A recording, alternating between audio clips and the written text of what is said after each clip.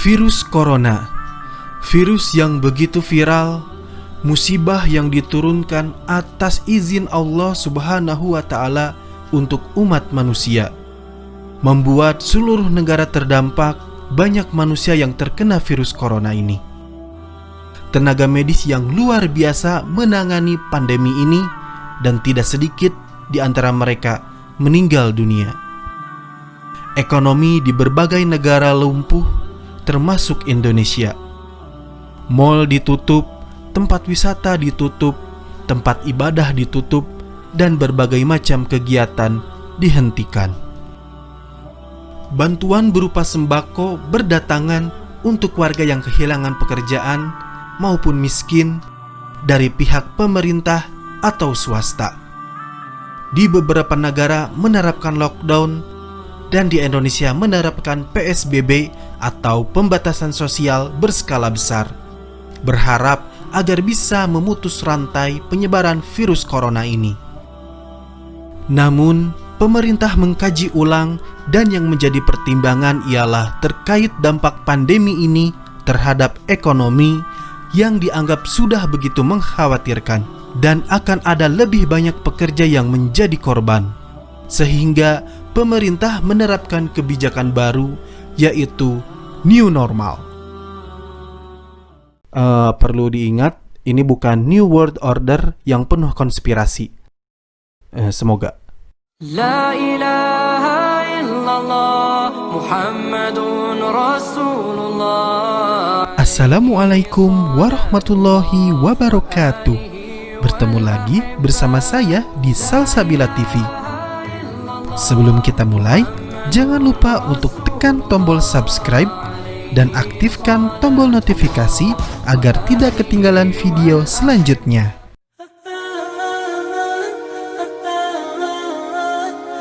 Lalu, apa itu new normal?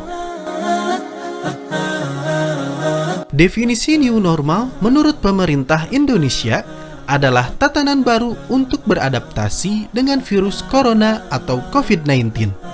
Masyarakat harus menjaga produktivitas di tengah pandemi virus corona dengan tatanan baru yang disebut new normal. New normal atau tatanan baru ini dilakukan karena hingga kini belum ditemukan vaksin dengan standar internasional untuk pengobatan virus corona. Para ahli masih bekerja keras untuk mengembangkan dan menemukan vaksin agar bisa segera digunakan untuk pengendalian pandemi COVID-19 ini. Meskipun banyak teori konspirasi mengenai vaksin corona ini.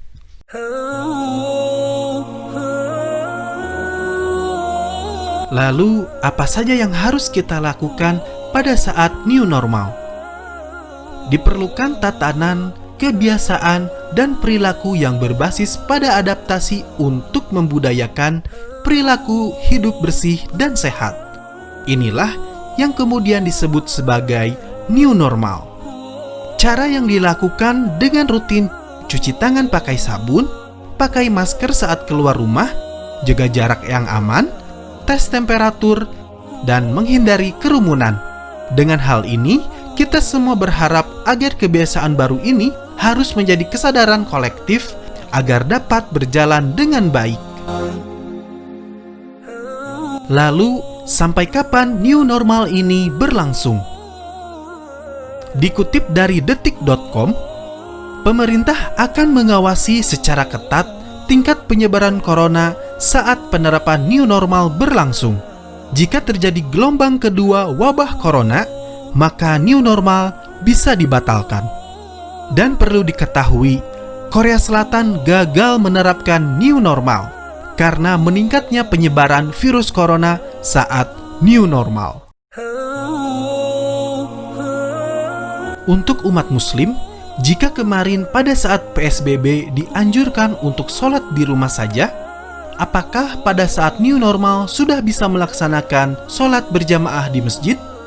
Wakil Ketua Umum Majelis Ulama Indonesia atau MUI, Muhyiddin Junaidi, menegaskan Sholat berjamaah seperti sholat Jumat sudah bisa digelar menjelang kebijakan new normal atau tatanan hidup baru dalam masa pandemi virus corona, khususnya di daerah-daerah dengan kasus corona yang sudah dapat dikendalikan dengan tetap menjalankan protokol kesehatan secara ketat. Dengan adanya pandemi ini, sholat wajib berjamaah dilakukan dengan menerapkan konsep physical distancing atau berjarak 1 meter antar safnya sebagai langkah pencegahan dan antisipasi agar virus ini tidak semakin menyebar luas menginfeksi masyarakat. Lalu, bagaimana hukum sholat berjamaah dengan jarak 1 meter? Sebelum itu, mari kita simak hadis Nabi SAW berikut ini yang saya kutip dari rumaisho.com. Hadis tentang merapatkan saf sholat. Anas radhiyallahu anhu berkata, Rasulullah Shallallahu alaihi wasallam bersabda, "Luruskanlah saf-saf kalian karena lurusnya saf termasuk kesempurnaan sholat." Hadis riwayat Bukhari dan Muslim. An-Nu'man bin Bashir radhiyallahu anhuma berkata, "Aku mendengar Rasulullah Shallallahu alaihi wasallam bersabda, hendaklah kalian meluruskan saf-saf kalian atau Allah akan menyelisihkan di antara wajah-wajah kalian." Hadis riwayat Bukhari dan Muslim. Imam Nawawi rahimahullah berkata, tidak lurusnya saf akan menimbulkan permusuhan dan kebencian serta perselisihan antar hati yang sholat. Ibnu Hajar al-Asqalani rahimahullah menyebutkan bahwa hukum saf yang lurus adalah wajib.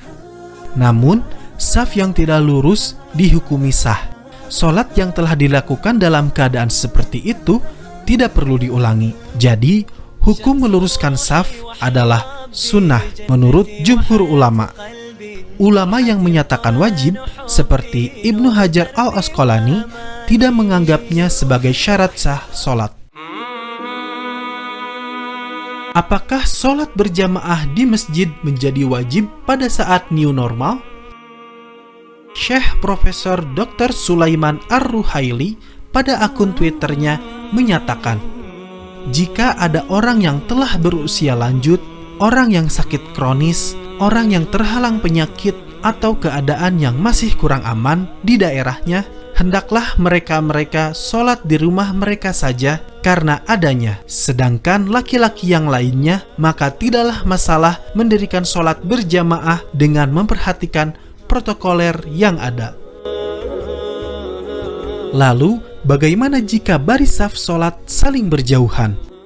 Syekh Khalid Al-Musyaikih hafizahullah menyatakan, baris saf itu disunahkan saling berdekatan, jarak antara saf depan dan belakang. Sekedar jarak di mana seseorang bisa sujud dalam sholat, namun jika dibutuhkan, dikhawatirkan akan penyakit menular atau sebab lainnya, saf depan dan belakangnya dibuat lebih lebar. Jika ada yang sholatnya sendirian di belakang saf, itu juga dibolehkan ketika mendesak. Tapi, bila ada sebagian kalangan yang belum berani sholat berjamaah di masjid, walaupun setelah dibuka kembali, maka ia masih mendapat uzur syar'i. Dalam kondisi ini, berlaku kaidah mencegah kerusakan lebih diprioritaskan dibanding mendatangkan kemaslahatan baru.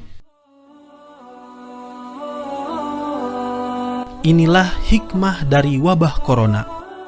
Ketahuilah, Allah Ta'ala akan menguji setiap hambanya dengan berbagai musibah, dengan berbagai hal yang tidak mereka sukai.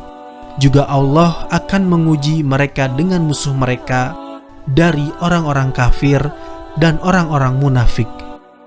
Ini semua membutuhkan kesabaran, tidak putus asa dari rahmat Allah, dan tetap konsisten dalam beragama.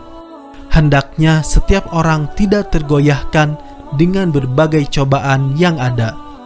Tidak pasrah begitu saja terhadap cobaan tersebut. Bahkan setiap hamba hendaklah tetap komitmen dalam agamanya. Sesungguhnya musibah terbesar bagi hamba bukanlah musibah di dunia, melainkan musibah agama. Musibah agama adalah musibah terdahsyat yang dialami hamba di dunia dan di akhirat. Musibah tersebut merupakan puncak malapetaka yang nyata. Dengan demikian, apabila seorang muslim mengingat hal ini di saat mengalami musibah dunia, niscaya dia akan memuji Allah atas karena agamanya masih selamat. La ilaha illallah Muhammadun Rasulullah. Terima kasih telah menyaksikan video saya. Semoga memberikan ilmu yang bermanfaat. Ambil baiknya dan buang buruknya. Wassalamualaikum warahmatullahi wabarakatuh. Salatullah wa alihi wal ahibba.